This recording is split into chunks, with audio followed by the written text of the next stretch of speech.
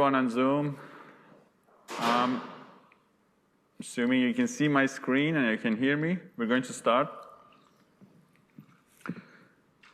As usual, you have my slides and the notebook on Canvas. So welcome to lecture 21 of Rob 101. We are going to talk about second-order optimization method for unconstrained problems. So last time we talked about the gradient descent. That was the first-order optimization. All we needed was the information about the gradient of the objective function. And we could do a search iteratively to find a minimum or maximum, but we always worked with the minimization problem. So today we're going to continue on the notion of optimality, but we're going to look into a more powerful algorithm that uses higher order information. We're going to talk about the application of Newton-Raphson algorithm to the optimization where we use the second derivative. And we'll see why we end up using the second derivative of the objective function. So as usual, you should think about you have a program, you have a problem, argmin or argmax, and you are after finding an optimal solution. This could be a package for you. We're diving into one particular algorithm to understand how the optimization algorithm can find a solution for us.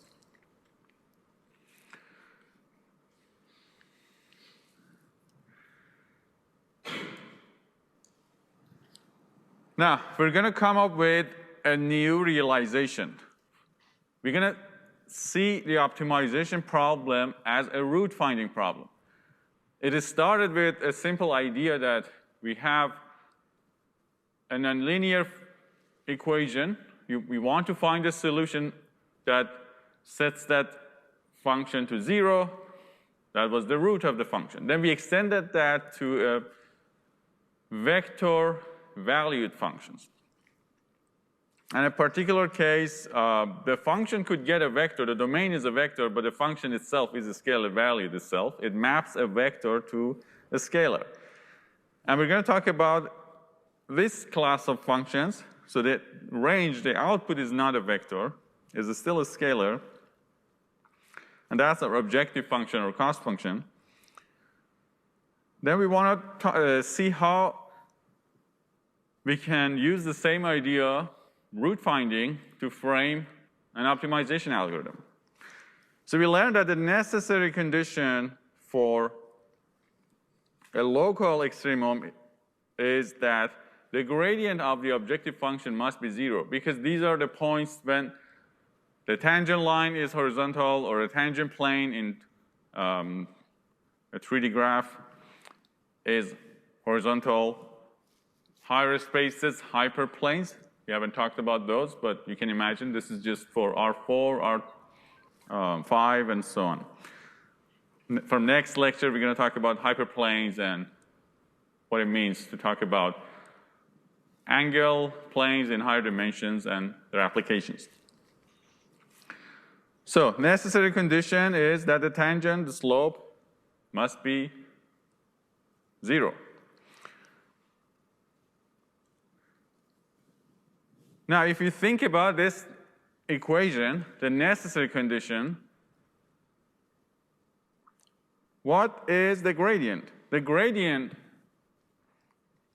if you calculate it analytically, it still depends on, possibly depends on x, the value of the decision variable, x. Then you can think about the gradient as a map that takes x, right, and gives you the slope. And that's another vector, same size as x. Now, we did define the gradient to be a row vector, but that's not a problem. You can think about a row vector or column vector. In general, it doesn't matter. M, real numbers. That we can arrange it in a row vector or a column vector. So when you think about that, you can define the gradient of f of x So this is just another function. But it's a function that maps from Rm to Rm. The objective function would map from Rm to R, right? So the rate of change of this function with respect to every input, which is m-dimensional, it gives you another m vector. So the gradient is a function that describes the rate of change of your objective function by giving you another m vector. So why we can think about it this way? Because now it looks like we want to solve a root finding problem, right? The necessary condition is nothing but just an ordinary equation that we faced previously. Find the roots of this gradient function.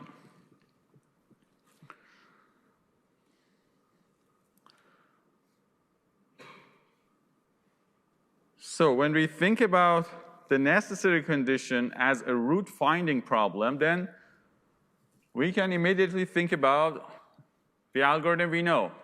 We learned bisection, but then we learned a better algorithm based on derivative information, and that was Newton-Raphson algorithm, because we're talking about the vector-valued function. We're going to look into the vector-valued version of that. So the Newton-Raphson was telling us that consider a function that takes m vector, gives you another m vector, right? It's nonlinear. Find a root by setting that function to be equal to 0. And just like the Newton-Raphson root finding lecture, the range and domain both have the same dimension, Rm. And this is equivalent of that linear system that we wanted to solve, Ax equals b. Now you remember the determinant of A in the linear case should not be 0, otherwise we cannot find a unique solution.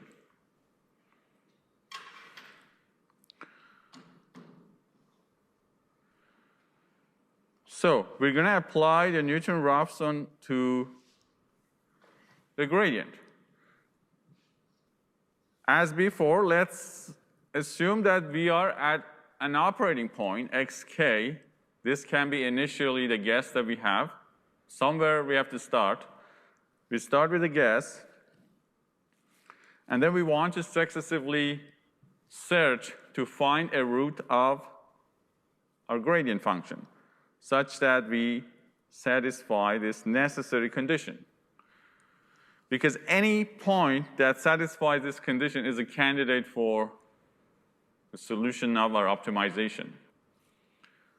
And we'll see what can happen, because there are many possibilities, especially as we go to higher dimensions. Then we're going to talk about second-order derivative and what type of information we can extract from that.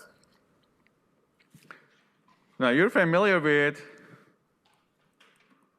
a linear approximation of functions. Previously, we said that we can basically write this as a function value, right? This is the tangent line. At that point, plus the Jacobian, this was the Jacobian,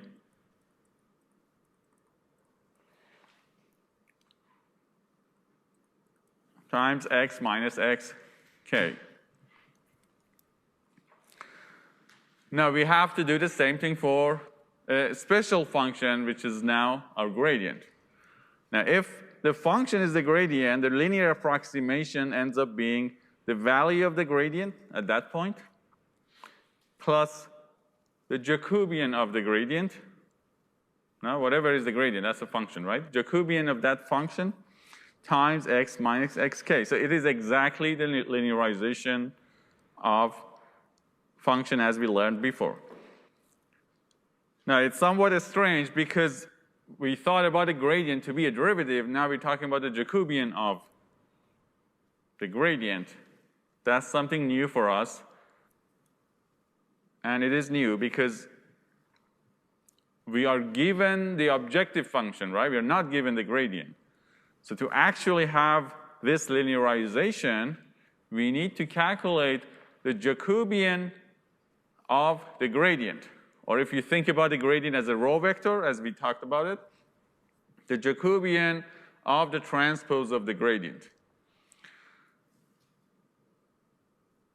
And that is defined as the matrix of second partial derivatives. So that means derivative of the derivative. So the way it shows up, now it's clear that it is by linearization of the gradient following a root finding algorithm applied to this equation. So that's how we end up seeing the second derivative here. So we have to talk about it. We don't assume you know calculus. And even if you know, that might be something new. We're talking about multivariate functions. Now, if you are dealing with scalar function, x, y equals f of x,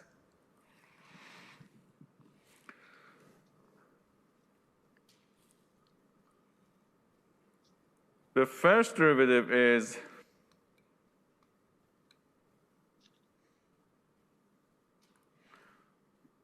at a point is the tangent line. The second derivative, conceptually, geometrically, you can think about it as the concavity, the curvature, right? It is by definition the rate of change of the slope. If the first derivative is the rate of change of your function, is the slope, the second derivative is the rate of change of the slope, the first derivative. So the rate of change of a slope, the way the slope is changing, is talking about how curved is your function. Because if the function is not curved, right, the slope is not going to change. If the function has a lot of curvature, concavity, we see that the second derivative will be higher. In fact, at this point, we can have the maximum curvature for this quadratic function. Now, we typically call this convex. This is concave, right? Or people call it concave. You want to remember, concave makes a cave, right? This is concave, makes a cave. Convex is the opposite of that.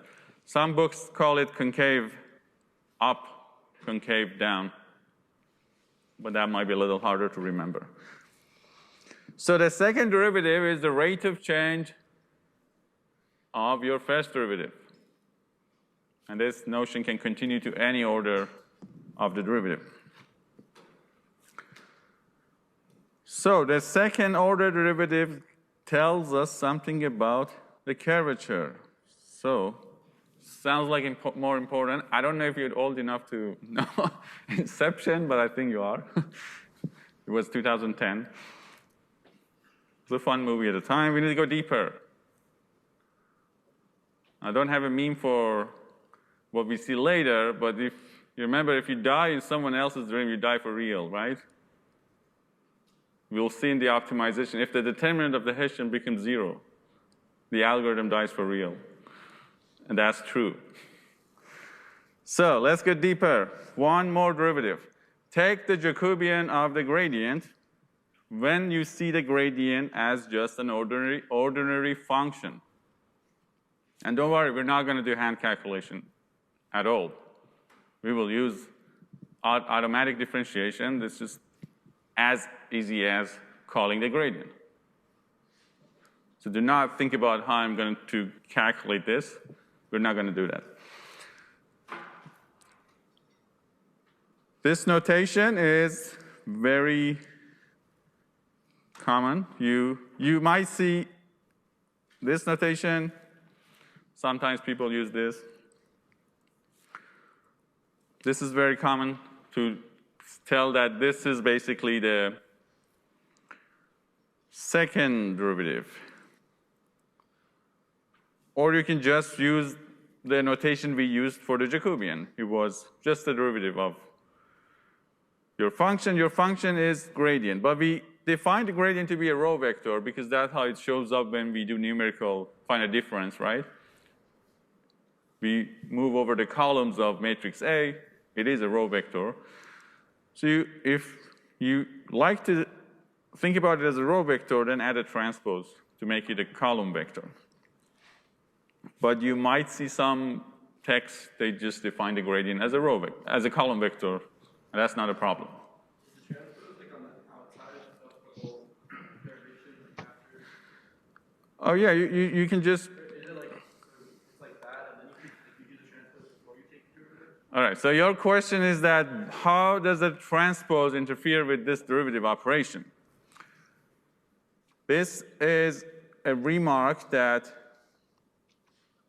you can ignore if you don't want to know, but if you have a matrix X, whatever it is, right, or vector or matrix,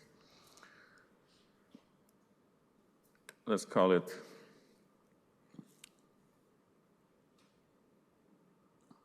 Y. I have a matrix Y, and I want to take the derivative with respect to X. You can do that. That's not a problem. You take the derivative element Y's for that matrix or vector. If you want to take the derivative with respect to Y transpose, you can take the derivative first and then transpose it. So transpose is not going to do anything. It's just a rearranging of terms. And the derivative, by definition, is a linear operation. So the order is interchangeable. So wouldn't it, like, if you took the transpose, and like you change the rows and columns, like don't we normally derive, like we go column by column, right? Yes, yes, yes. So like, wouldn't that change like what you're doing? Yes. So your question is, but if I'm working with a convention that my vectors are column and I think about the Jacobian as rate of change column wise along each direction, that's right. So for the sake of consistency, we need to be careful. We need to make sure what we're doing matches the output, right? Because if you expect the Jacobian, for example, to be m by n, if you're doing the other way and you're getting n by m, that doesn't make sense to use it, right? Because the solution should be transpose of that. We need to be careful about that. But once you turn your gradient to a column vector here, then the problem disappears, basically. And so that's just assuming that it's not an actual matrix, it's just a vector? Yeah, because it's a vector, that's not a problem. But for matrices, you need to be more careful. What's that? For the matrix, if it were a matrix, like it would cause a bit of an issue? Well, yeah, you need to be careful if it's a matrix, because then you might get dimension mismatch when you multiply terms. It is a problem to pay attention, but it's not a major problem, because you can do it at the end or in the beginning to match what you expect as the output, okay? And especially for the gradient, it's not a problem, because we just turn it into a column vector and work with that.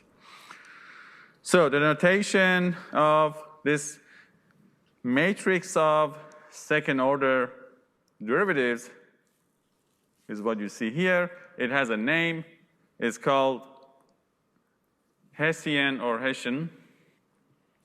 So Hessian, named after a mathematician, that's the name of the matrix of second-order derivatives.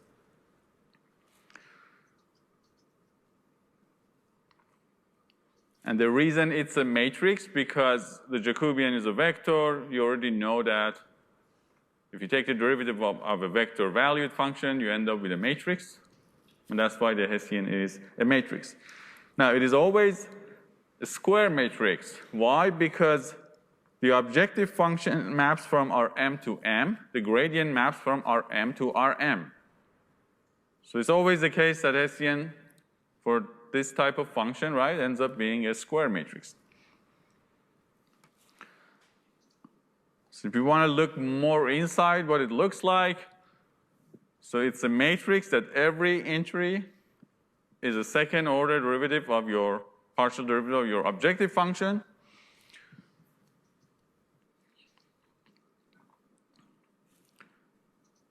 And it is true that because of the continuity of the objective function, the smoothness that we assume, it's symmetric. That means the order of partial derivatives is not important. This is something that you come across in multivariate calculus term, but just as a side note, the second derivative, this is again the notation, that means the second partial derivative of f with respect to x2 and x1 is the same as differentiating f twice with respect to x1 first and then x2. This follows from the fact that we assume the function is continuous. If this is not true, the function is not basically satisfy that continuity condition. Why is it, why does it go down as opposed to be like t squared f dx squared and then actually the notation is. Yeah, it's symmetric, right? Symmetric matrix is what? A equals A transpose. And the diagonal basically is second derivative with respect to the same variable. So it doesn't really matter what you don't actually need to calculate all of it, right? You calculate half of it, so because it's symmetric. You already know that H21 is the same as H12. Where did the second, why are you differentiating it with respect to a second variable? Or where did that second variable come from? My decision variable x, so the question is where does the second variable come from? My decision variable x is x1, x2, xm. It is a vector. It's not a single variable. For example, for a 2D case of a surface, right? My decision variable is x1, x2. So my objective function is x is x1, x2. When I say f of x, it's actually f of x1 and x2. So I can talk about the rate of change of objective function with respect to x1 or x2. Okay? So now a deeper dive into actually calculating this and looking into it, it's really for a calculus course. But we want to make sure you know what it is, and numerically we're going to evaluate it. So this is called Hessian matrix. It's symmetric, and it's a square matrix.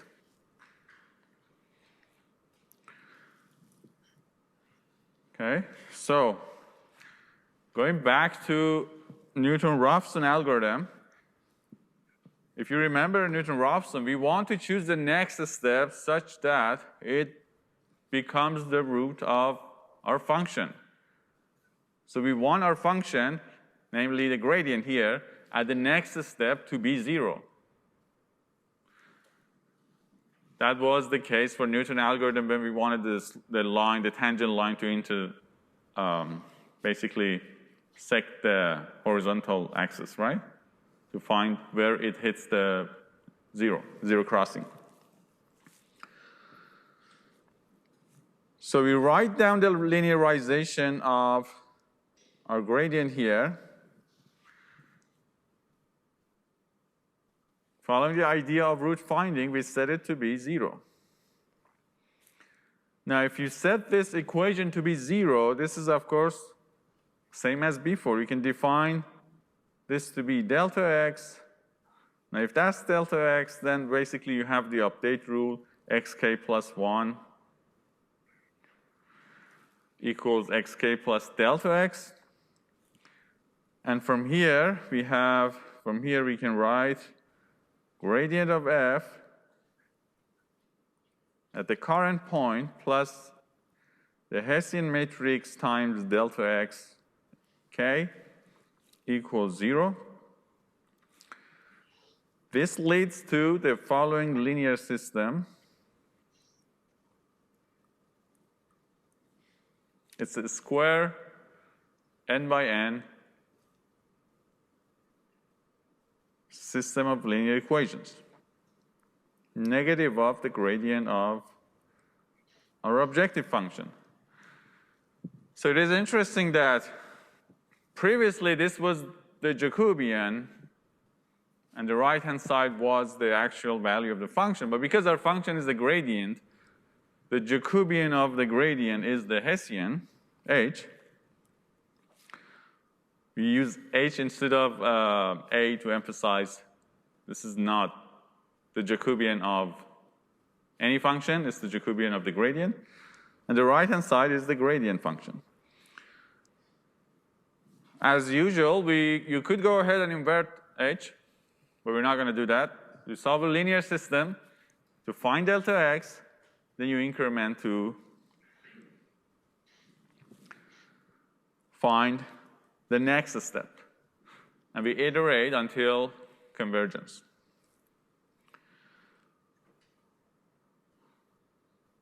So do you have any questions so far? This really sums up the Newton's algorithm. So it's not something new. It's the application of Newton-Raphson root finding to a particular context of optimizing a function and looking at the necessary condition and seeing it as a root finding problem. So we did not bringing something new except Hessian matrix shows up here, and that was the new topic.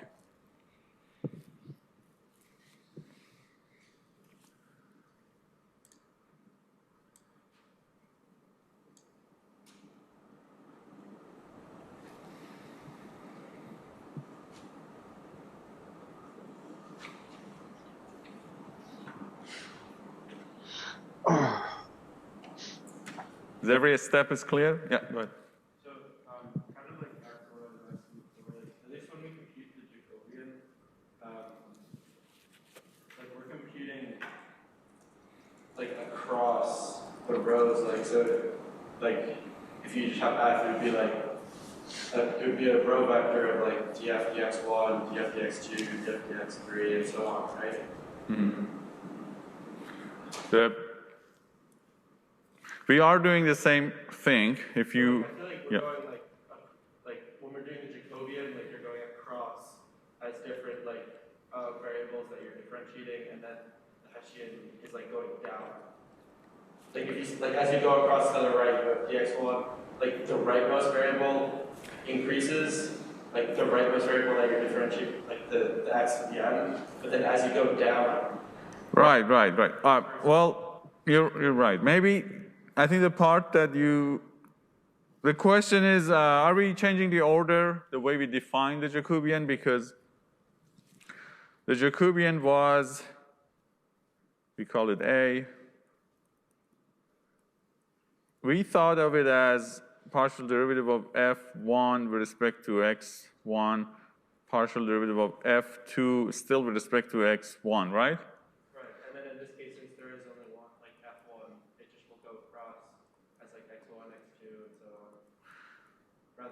Right. Kind of reverse this case. You're right. So you can see that the diagonal is not important. It's the same variable anyway, right? We still do want to think about columns to be directions, right? x1, x2, xn.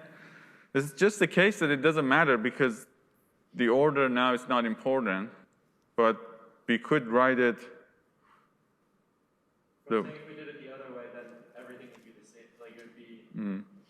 You get the same answer here, so it doesn't matter. You don't need to pay attention. But you're right. You're pointing out that to be consistent with what we wrote before, we need to exchange these two, right? Well, I was just saying, like, technically, if we did it the same way, then, like, the rows would say consistent with the same, like, x. So, like, you'd have the same thing pretty much everywhere. Like, it'd be, like, all the row, like the first row would all be like dx, like d squared f dx1 squared, and then the entire second row would be like d squared f dx2 squared, because like the way we did it with the regular Jacobian was like going across, incrementing as you go right, rather than, and in this case, we're like keeping constant as you go right and then incrementing as you go down, versus like doing it again the same way and just keeping it constant as you go right, and then you just have a bunch of like the same things on the diagonal. Yes, so what you described, just to make sure I understand it, is that you're saying that we are moving like this now, right? One at a time. Previously, we were moving across the columns, one at a time. Why is it the case that like it's not like universal? That you're like, why wouldn't, if this is just supposed to be the Jacobian of the Right. Jacobian, No, it is the same, right? You're right. So you can, I mean, in fact, if you use the function you implemented, you will do the same thing. It is just, I'm pointing out that it doesn't matter in this case because, well, we could write it probably that way, but you get the same answer. So both of them will give you the same answer in this case. So wouldn't it be like a different matrix entirely if it was just like, I don't know, can I like draw something quickly just to like try to explain it better? Because I don't know if we're like talking about the same thing. You want to draw it? Yeah, or just like describe, or like, yeah, because I don't think, like I think I'm talking about something different. You want to get back to it when we're done with to make sure we cover the lecture? So, okay, so to make the question clear is that you'd like to know how the finite difference, for example, evaluation of the Hessian gets connected to the Jacobian we calculated before, right? I'm claiming that it's the same, and you get the same answer. You're saying that the way it's written, it seems like there's a change of direction. Will that affect the results, right? Well, yeah, and not necessarily like swapping diagonals. Like obviously, I know that like dx2, dx1 is the same thing as dx1, dx2. But I'm saying like that wouldn't even be like the denominator. Like it would be like all dx1 squared or all dx2 squared. Because, like, I think I understand what's your concern, because when you implement it, you eventually you want to track correctly your vectors and right, like, order. As opposed to holding one, like as opposed to holding dx1 true across the whole entire row, and then holding dx2 true across the whole entire row. For the new one, like, holding it true across the column. So literally, like it would be pretty much the same thing all in the first column, and the same thing all in the Yeah. So if you think about your Jacobian as a vector function and use the numerical Jacobian that I implemented, right? You will get this matrix, right? That's basically, that's the proof that it is the same thing, right? Yeah. Okay. I'll probably Right. come after. However, we are not going to calculate the gradient analytically to do such thing, right? In the book, there is a method to extend the finite difference to second-order derivatives. And that is potentially a way that we could implement the Hessian matrix, right? Then we had to deal with all these problems that you're describing. We need to be careful. We need to, well, the Jacobian was, the gradient was a row, but we needed to, but because we're going to work directly with the objective function here, we need to make sure there's an algorithm that tracks everything correctly, but we're not going to do that, right?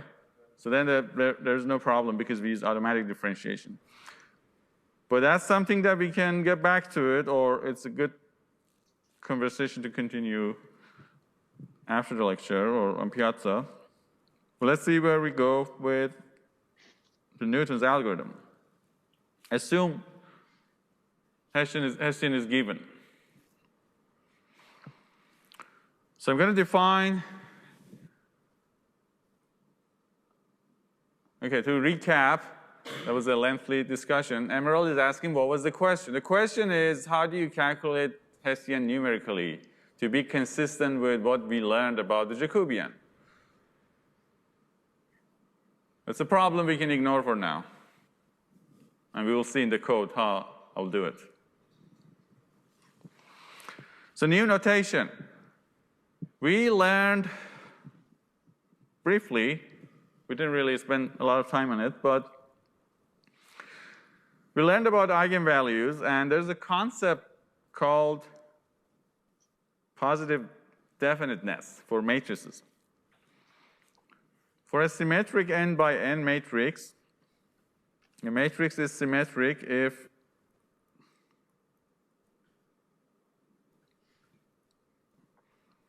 equals its own transpose. We call a matrix positive definite, and you can use this notation, or you can simply just call it A bigger than B.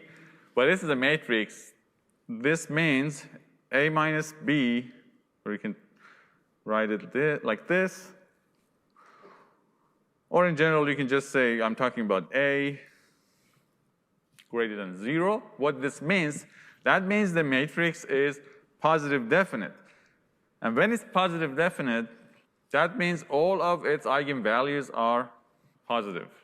If you calculate eigenvalues, all of them are positive. Put it another way, for all x, this quadratic form, it will be a scalar, x transpose times A. This is for all x in R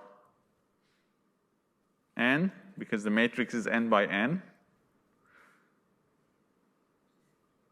But x should not be 0, right? For any non-zero x, if you calculate this quadratic form, x transpose times A times x, it will be positive if all eigenvalues are positive. This is the equivalent definition of positive definiteness. Now, sometimes can become 0. So if it becomes 0, we call it positive semi-definite or semi-definite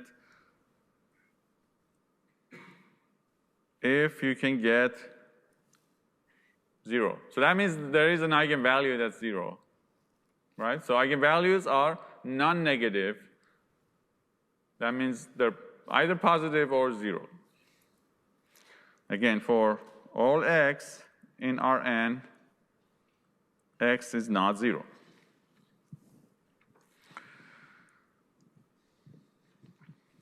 In a more advanced course on optimization, you will extensively work with this concept. But why we need it here? Because we want to talk about Hessian matrix and classify possible outcomes of the optimization using this notion. So this is the concept of positive definiteness for a symmetric matrix.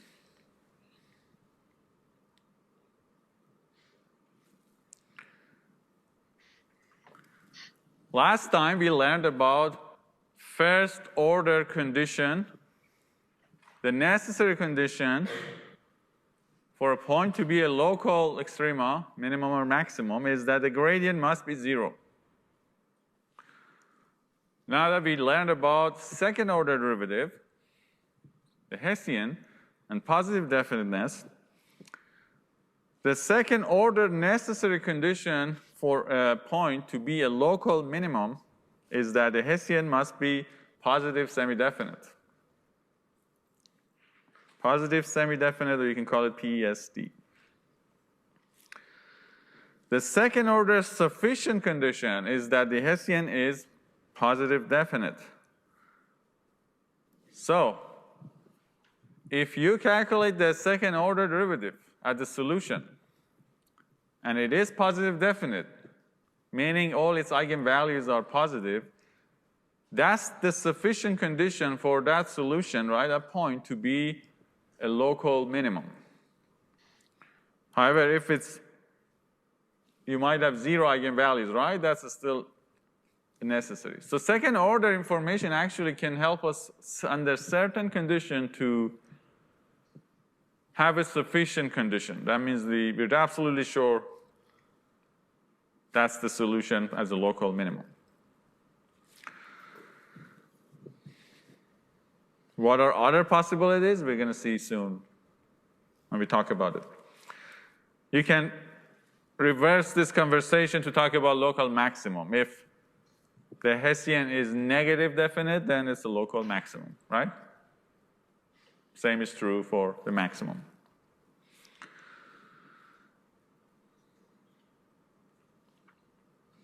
And if you're curious, there are higher order derivative tests as well, but that gets, usually it's not a standard to talk about it, but they exist. All right, so last time I claimed that the least squares solution, it is actually a global solution, and I use this notation to emphasize, right? But we only knew at the time the necessary condition. So let's revisit the problem. This is a linear least squares problem. Again, my objective function is 1/2 the norm squared of ax minus b. We could use our website to calculate the gradient, right? You can go to the same website and calculate the gradient or Jacobian of the gradient as seeing this as a function, right? So if you take the Jacobian of this function, the gradient, that will give you the Hessian. Now the Hessian here ends up being, because the second term doesn't depend on x, right? So it's obviously 0. All you get is A transpose A. So A transpose A, we learned that this is a quadratic form matrix. This is a quadratic matrix, A transpose A. Matrices of this form always have positive eigenvalues, or at least non-negative, right? But because in the least squares case, we assume A is full column rank, right? We know that A transpose A will be positive definite. So therefore, this is sufficient condition to know that if you solve the normal equations that you obtain from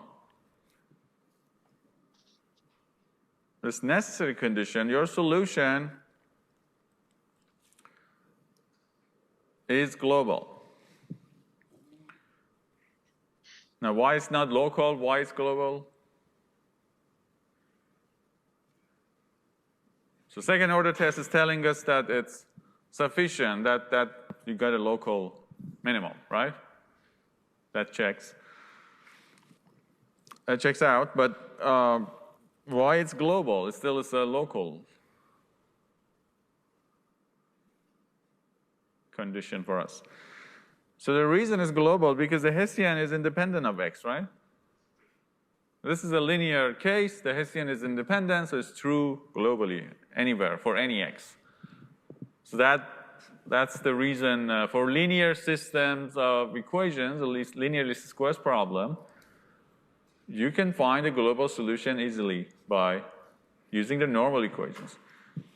In general, if Hessian depends on x, and that is the case, then it changes as you move to different points. So you need to check if the condition holds or not. In this case, holds globally. Globally means for any x.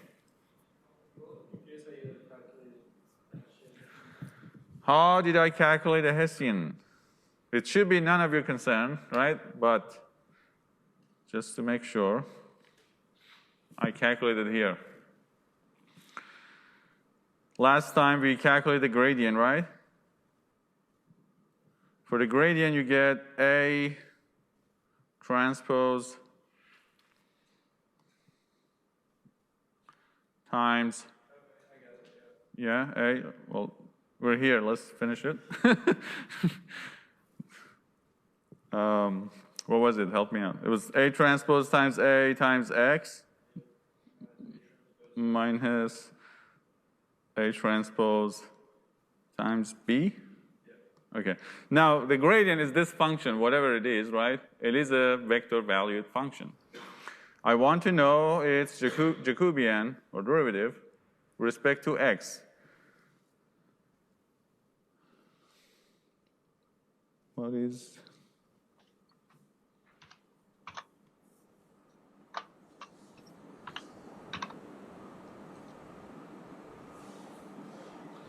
So B is a vector. Okay, so now it's correct. So when you take the derivative or Jacobian of this gradient, you get A transpose A. Again, that's the knowledge that we assume you don't know in Rob 101, right? Hopefully you will learn at some point in the calculus course. Well, that is not an obstacle for us because we're going to use automatic differentiation.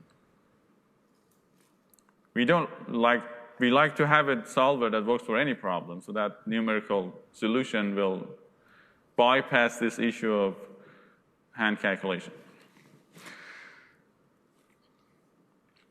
So I used this tool to calculate it. All right, so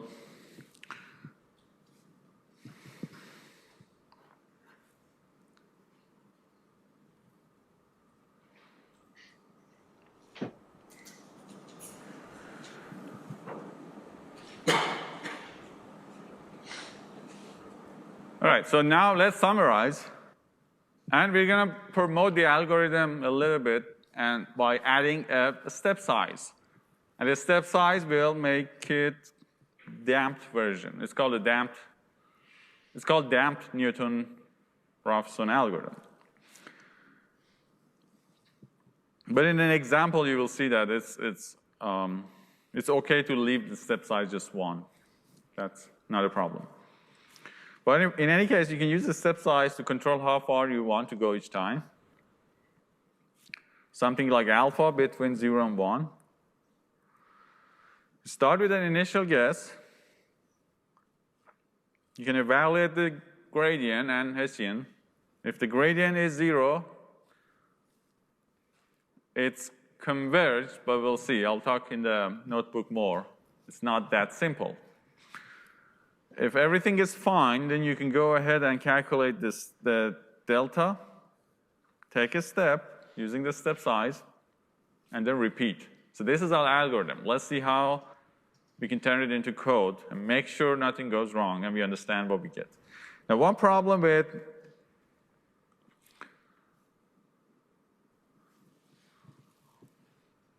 not a problem necessarily, but one, let's say, feature of this Newton's algorithm is that it doesn't actually care if you're looking for a minimum or maximum. It is only looking for a root of the gradient, right? Because at the maximum or minimum, the gradient is 0, right? So anything you find, it can be a maximum or minimum. Or in fact, it can be neither of them. And we'll see when.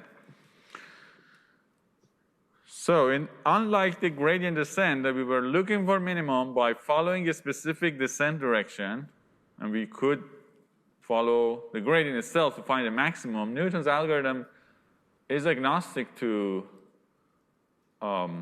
basically searching for minimum or maximum. It's just looking for a root of the gradient. So let's see how it shows up in the code. And this is the end of chapter 12. We're going to move on to some backgrounds that you will need for taking courses in computer vision and machine learning. Basically, that's the deal we made, that we're going to provide the necessary topics so that this course will be counted for a prerequisite for a course like machine learning.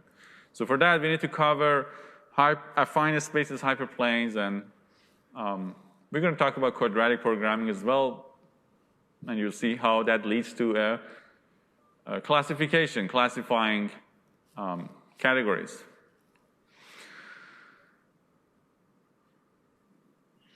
Okay.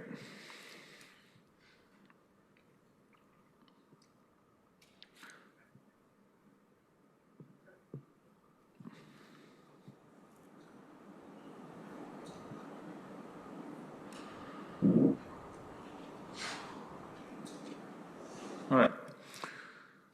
So if you open the notebook, I'm adding some background again. This is second order unconstrained optimization. We have an objective function.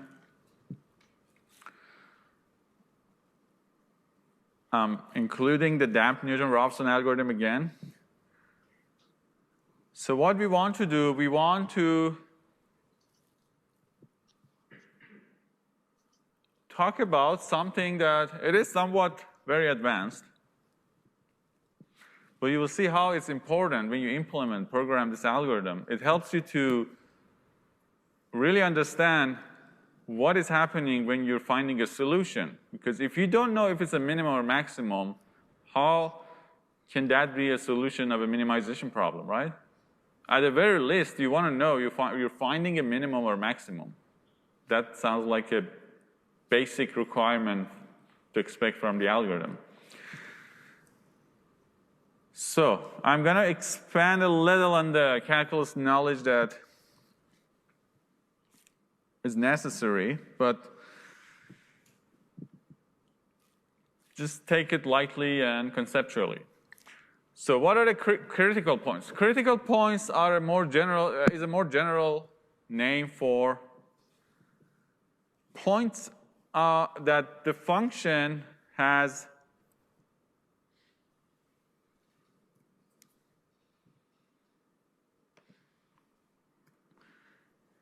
zero derivative, or the derivative does not exist. So we, of course, assume a function is smooth and the derivative exists to begin with. But in general, there's a name for all the points that the derivative is zero or does not exist. These are critical points of the function.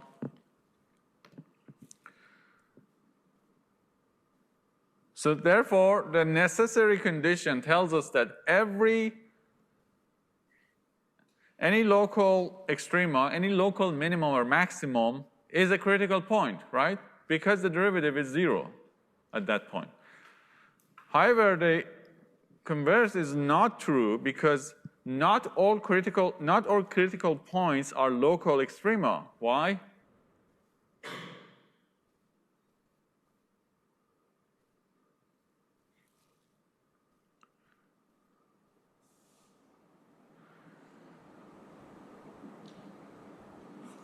The reason for that is in this picture.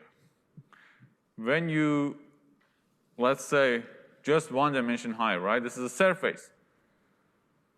There is something called a saddle point.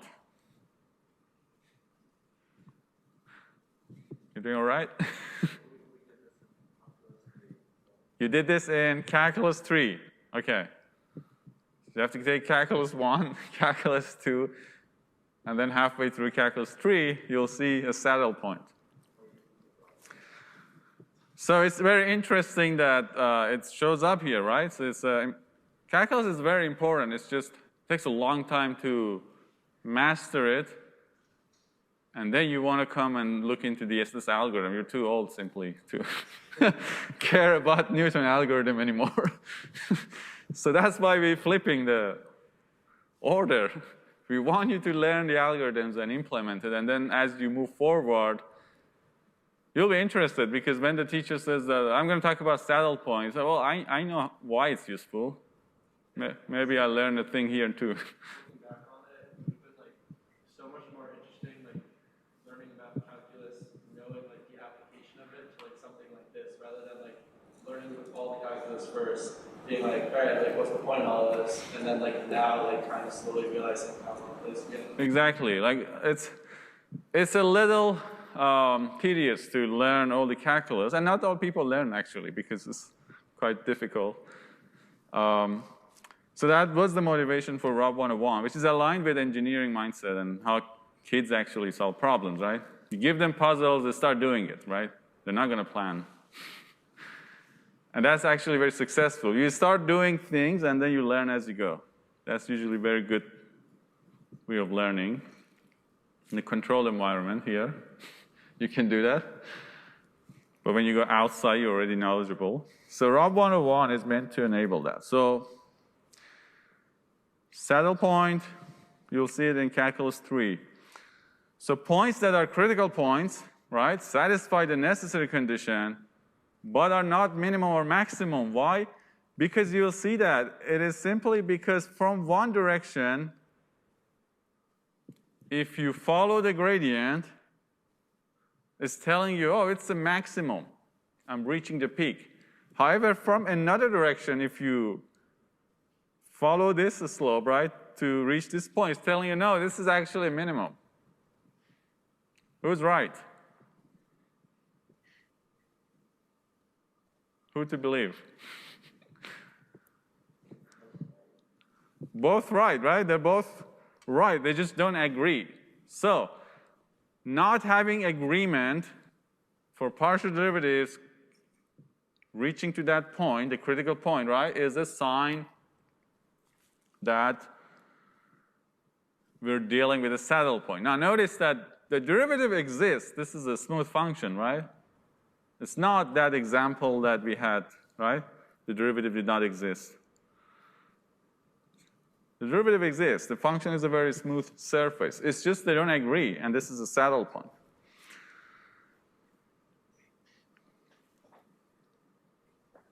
So you don't want to be stuck here, right?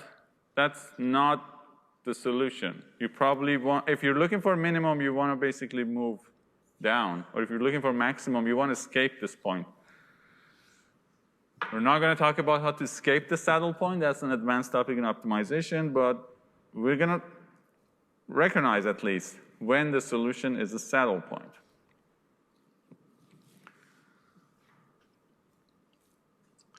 So that brings us to a cool list of categories that classify the critical points for us. So we want to classify the roots of the gradient. And the only extra tool really we have is the Hessian matrix, right? Maybe if you have higher order information, that helps, but that's not what we have access right now. We have access to Hessian, and we want to calculate we classify the critical points. So the first, this is like a pro tip you have for solving linear systems, right? This is like a pro tip for the Newton optimization. If you calculate the determinant of the Hessian, and it is positive, right? There is a fact that determinant of the Hessian, determinant of a matrix in general, right, is the product of all its eigenvalues.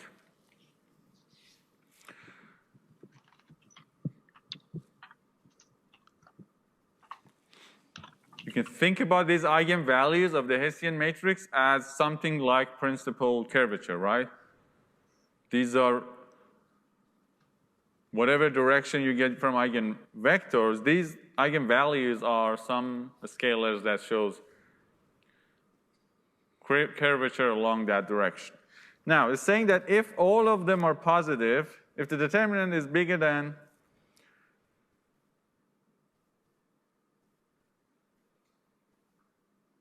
zero, and all of them are positive, then that's a minimum. That's a local minimum.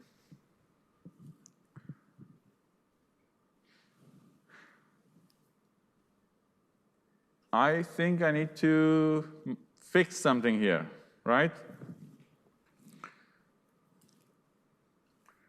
I think we can classify it just simply saying that if the determinant of the Hessian is not zero, right? We can talk about this.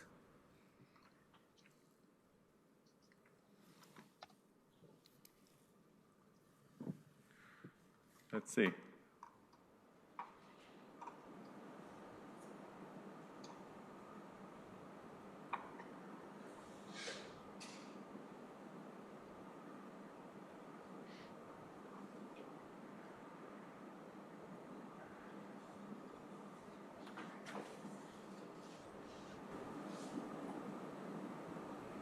So if I'm going to fix it on the fly here.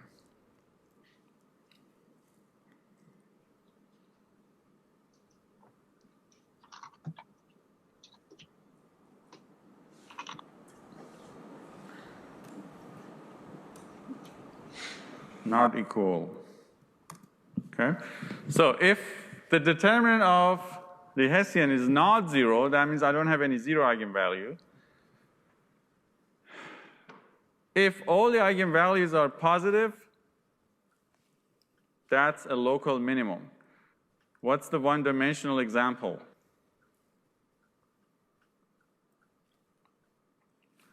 The second derivative of your function at this point is positive, if you evaluate it.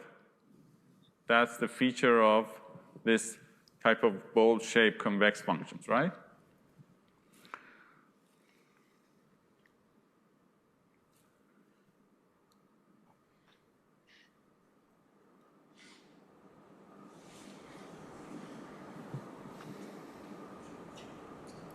So the second derivative of your function is positive. So equivalent of this condition for general vector spaces is that all eigenvalues are positive. Now, if all eigenvalues are negative, and the determinant of the Hessian is non-zero, then that's a local maximum.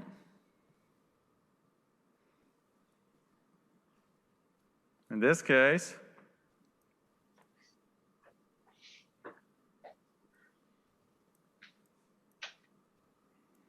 it's a maximum if the second derivative is negative. So the equivalent of that is that all the eigenvalues are negative.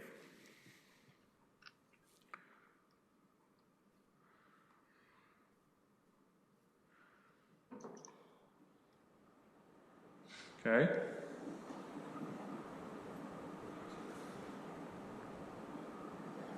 What else can happen? This could be a case that not all the eigenvalues are positive, not all of them are negative, right? You get a mixed set of eigenvalues. If you get a mixed set of eigenvalues, which is also equivalent to saying the determinant of the Hessian is negative, that's a saddle point. That means the curvature coming from different directions, they don't agree. They have mixed signs. That is equivalent to let's see, this picture here. This is equivalent of mixed eigenvalue signs.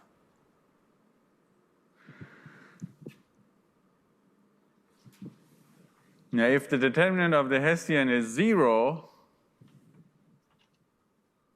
the test fails. It's not conclusive. We don't know we don't have enough information to make a decision. Okay? Yeah? If you have mixed eigenvalue signs, like if you have two of them that cancel out, can you still stay positive? You get two negative eigenvalues, they cancel each other, right? That's why we need all of them to be positive, right? Well, I'm saying, like, couldn't you have, like, say, like, 4 positive and 2 negative, and then it's mixed? Then couldn't the determinant still be positive somehow, rather than, like, assuming it's negative? You get 2 positive, 4 negative. Yes, so, well, okay, let me keep it simple. So we could say mixed is saddle point, but to be a saddle point, the determinant, I'm going to keep it actually. The determinant of the Hessian must be negative. Right. There could be one more case, right? One more case is that the determinant is non-zero. It's not negative, right? Your eigenvalues are mixed.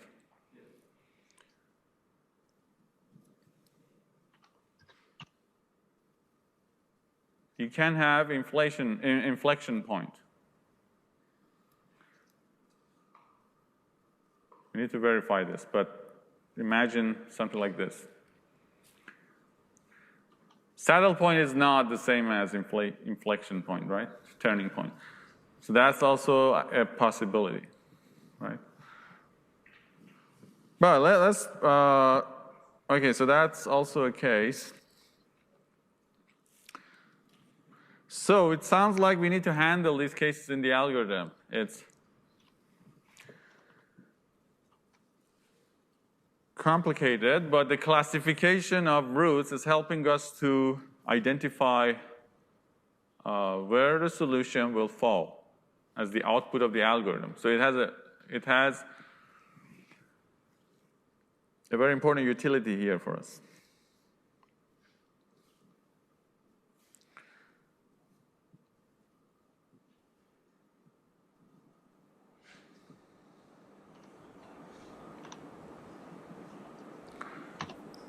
So I should add a third case, right? Neither a local minimum or a local maximum if the signs are mixed.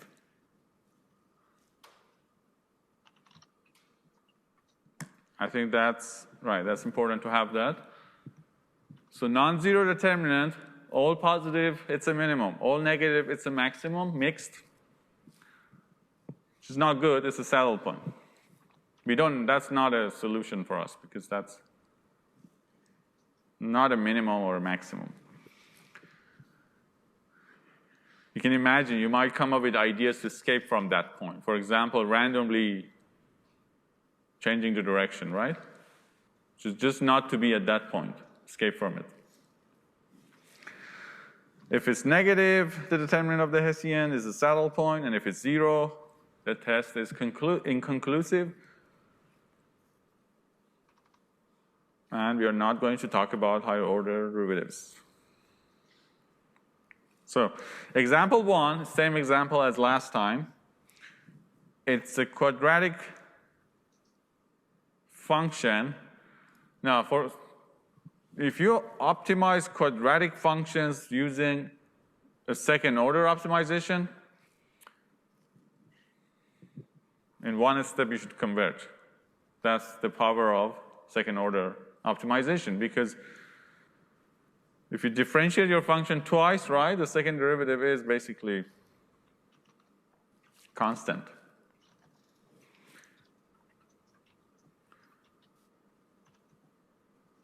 This is my function. This is, again, the contrplot. I have an initial guess. I load linear algebra, forward diff package. I define my function f1, and this is my algorithm. I'm going to walk you through this. I define an initial guess here. I have a step size. Now, if you set the step size to 1, we'll test it. I think it converges in one step, as opposed to many steps of gradient descent last time, right? It was 20, 30, something like that. Again, I have a convergence threshold. I have a counter. I have a variable for the root. I set my function to be f1. So, in the while loop, first I calculate. Oops. What happened? Who did that?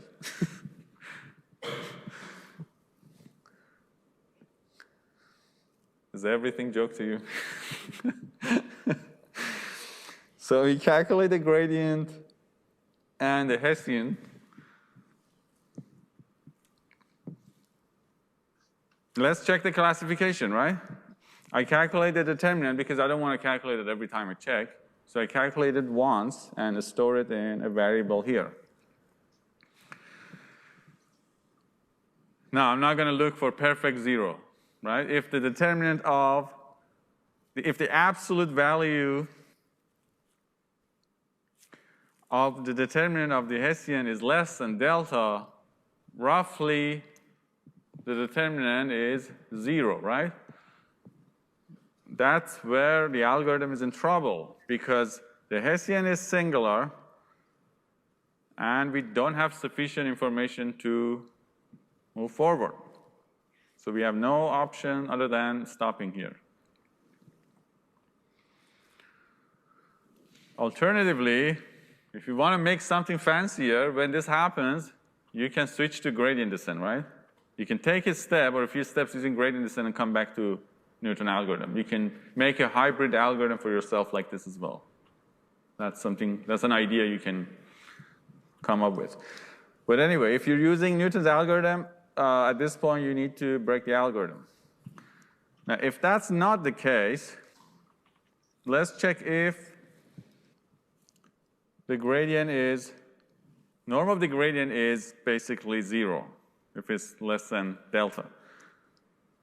I'm going to first go to the standard way. Let's suppose it's not, right? We go to else. We're not converged. Calculate your step by solving this system of linear equations, negative of h backslash g.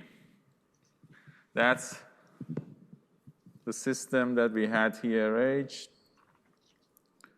k, delta xk equals negative of gradient of f at step k.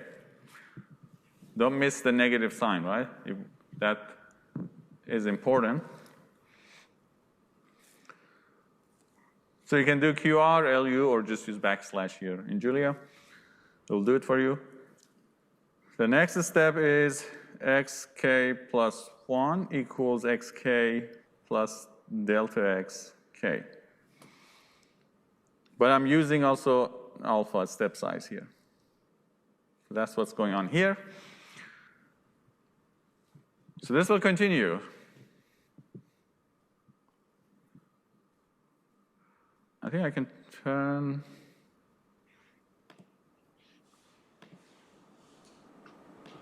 All right, life is better now. You had to count the lines. I can refer to line numbers. All right, so line 17, I'm going to clear the screen, or maybe these arrows. So let's go back to the case where when we calculate, we don't go to the else, we go to if, line 17, when the norm of gradient is actually very small. That means, okay, we met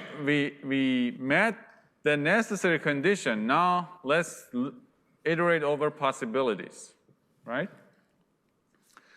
Because we have access to the second order information, we can check that.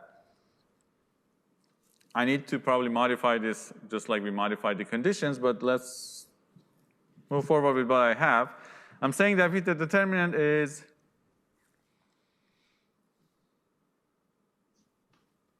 no, we need to change it, right?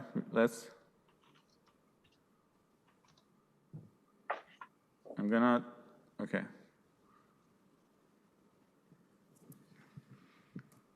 Question for you, is Julia like this, not equal, or? Yes?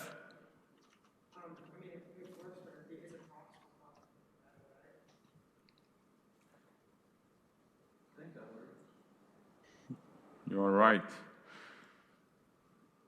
We want to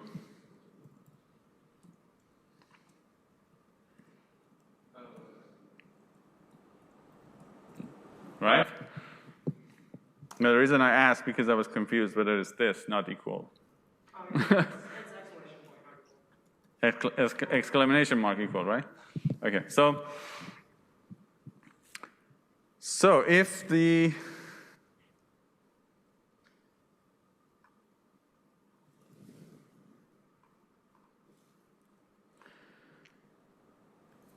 oops, sorry. That's a fatal mistake, right?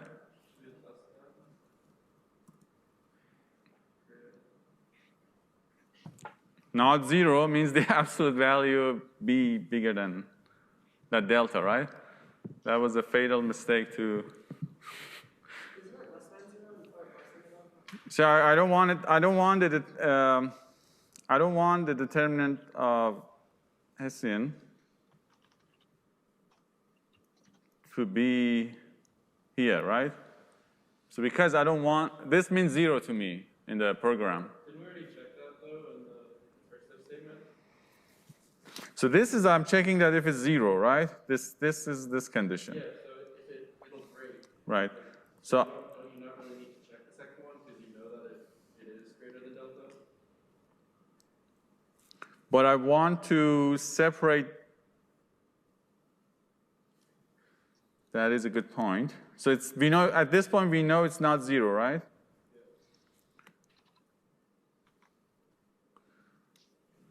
But I want to also separate the saddle point.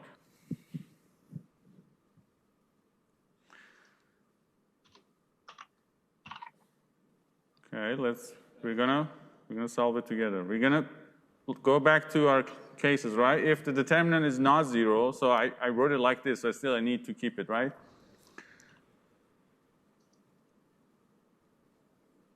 Not 0 means the opposite of that condition, right?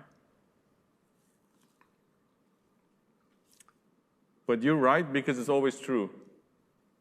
So shouldn't it be, like, shouldn't you take away the absolute value then? Because you need to see if it's negative or positive? That's right. Okay, very good.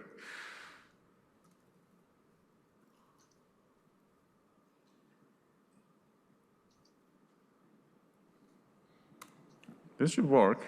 Let's see.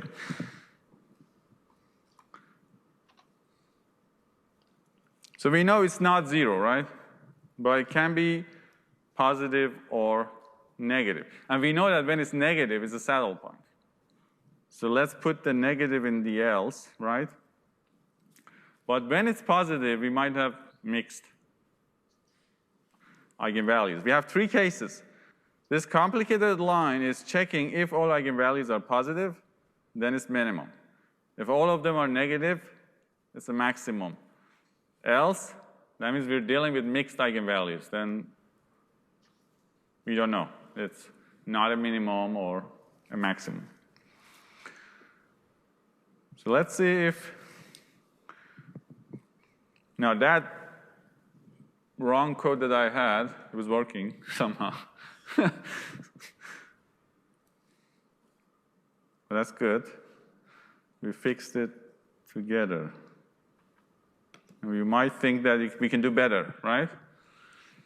So this is a process of converting those conditions to a code. So you might come up with a better structure. And if you do, let us know. I'm sure we can improve this code. This is a very naive implementation of the algorithm. So let's run this and see if it works.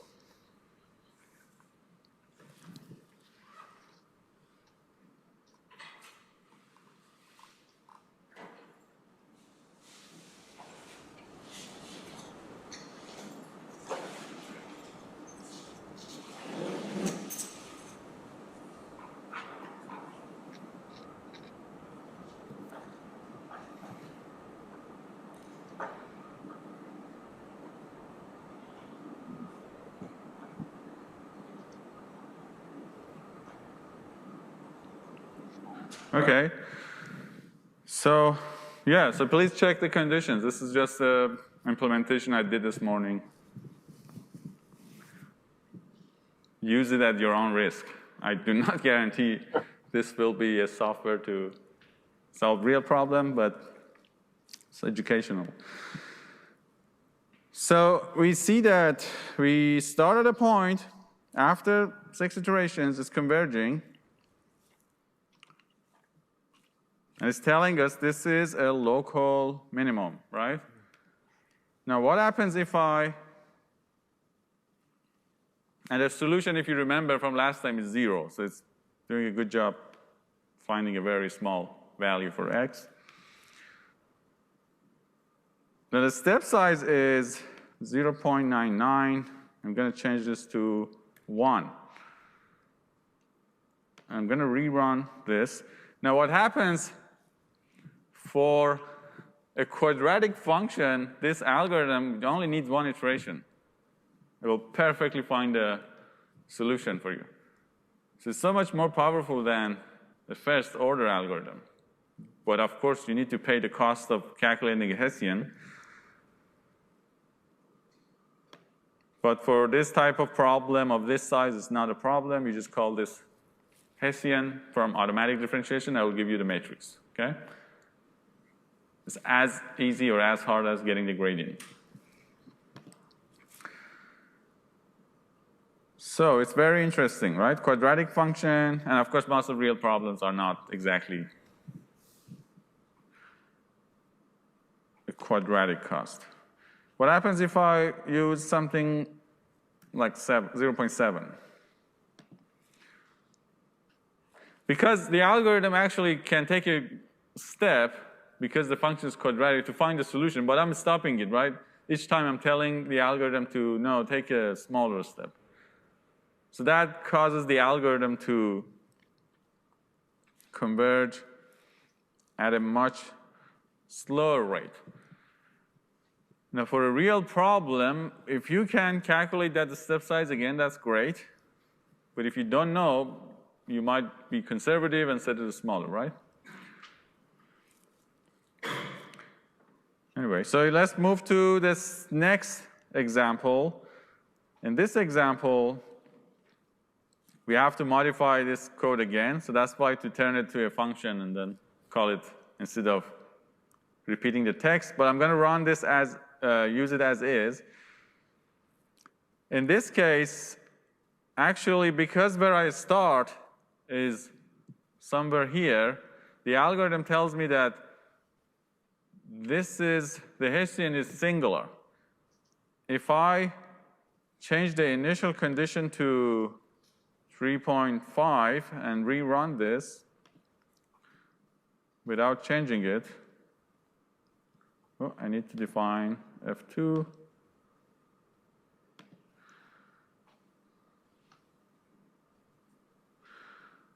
So if, when I change the initial condition, now it finds the local minimum.